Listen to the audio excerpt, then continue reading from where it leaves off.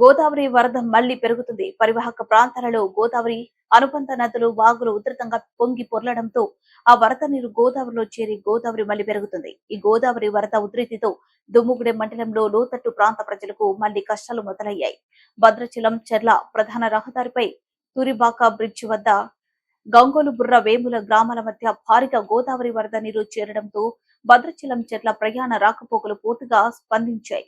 దీంతో పాటు దక్షిణ అయోధ్యగా పేరుగాంచిన ప్రముఖ పుణ్యక్షేత్రమైన పర్ణశాలకు ఏళ్లు మార్గంలో సబ్ స్టేషన్ వద్ద గోదావరి వరద నీరు చేరడంతో ఆ గ్రామానికి కూడా రాకపోకలు నిలిచిపోయాయి. గ్రామ పంచాయతీ అధికారులు, రెవెన్యూ అధికారులు పర్ణశాల వద్ద ఓటు ఏర్పాటు చేయకపోవడంతో గ్రామస్తులు, భక్తులు నడుములోతు గోదావరి వరద నీటిలోని రాకపోకలు సాగిస్తూ తీవ్ర ఇబ్బందులు పడుతున్నారు. మరోపక్క గోదావరి వరదతో బైరవులపాడు, సున్నంబట్టి గ్రామాల మధ్య రహదారిని వరద నీరు ముంచెత్తడంతో ఆ గ్రామానికి భావ్య ప్రపంచంతో సంబంధాలు నిలిచిపోయాయి.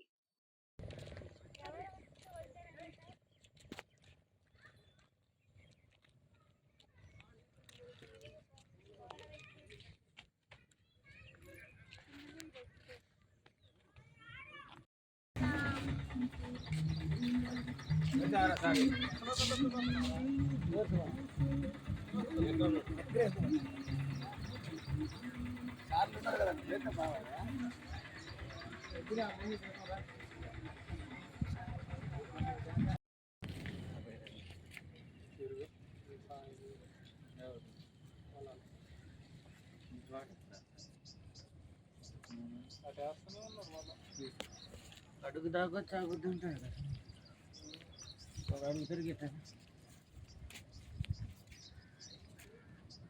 వాటిని రెడ్డిగా వాడినారా, మిక్స్ వాడినారా.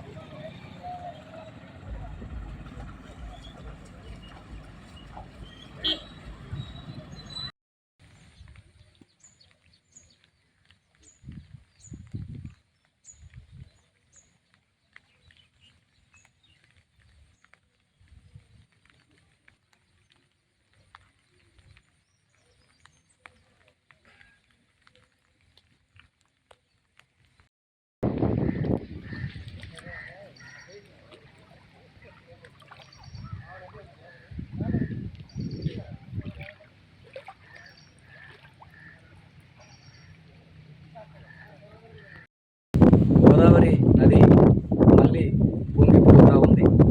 గోదావరి ఎగువ ప్రాంతంలో నదులు, వాగులు, వంకలు ఉధృతంగా ప్రవహిస్తుండడంతో ఆ వరద నీరు గోదావరిలో చేరి ప్రస్తుతం గోదావరి వేగంగా పెరుగుతూ ఉంది. దుమ్ముగూడెం మండలంలో ఈ గోదావరి వరదతోని భద్రాచలం చెర్ల రహదారి తూరుబాక వద్ద ప్రధాన రోడ్డుపై వరద నీరు చేరడంతో రాకపోకలు పూర్తిగా స్తంభించాయి. అదేవిధంగా సున్నంబట్టి గ్రామానికి ఆ గ్రామ రహదారి మీద వరద నీరు భారీగా చేరడంతో ఆ గ్రామానికి బాహ్య ప్రపంచంతోనూ సంబంధాలు తెగిపోయి ఆ గ్రామం జలదిగ్ధంలో ఉంది.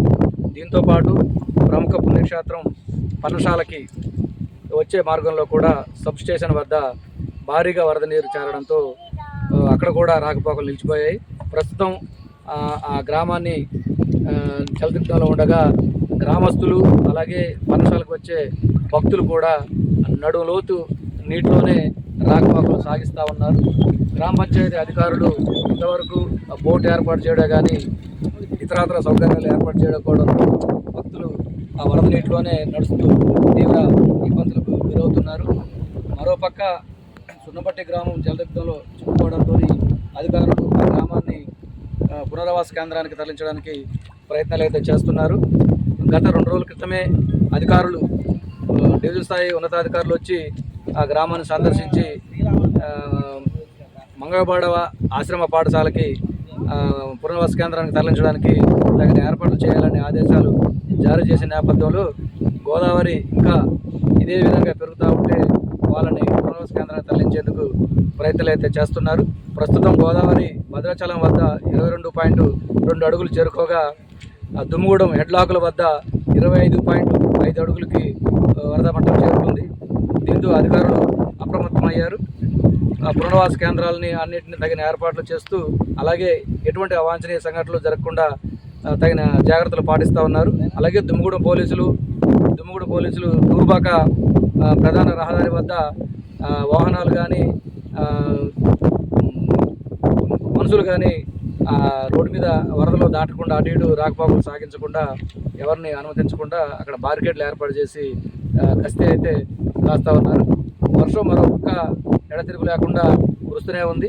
ఈ నేపథ్యంలో గోదావరి ఈరోజు సాయంత్రం వరకు కూడా పెరిగే అవకాశాలు ఉన్నట్లు అధికారులు అయితే తెలుపుతూ ఉన్నారు. దీనికి సంబంధించి అధికారులు అయితే తగు జాగ్రత్తలు తీసుకుంటున్నారు. నా పేరు సమీరా, మాది కేరేగుబల్లి గ్రామం, దుమ్మగూడెం మండలం. మా ఊర్లో వాటర్ రావడం వల్ల మేము చూడడానికి వచ్చాము. అదే వాటర్ ఎక్కువ అవుతే మా ఊర్లోకి ఇళ్ళలన్నీ ముంచుద్ది, మాకు ఎలాంటి సదుపాయాలు ఉండవు. కాబట్టి మాకు హెల్ప్ చేయాలని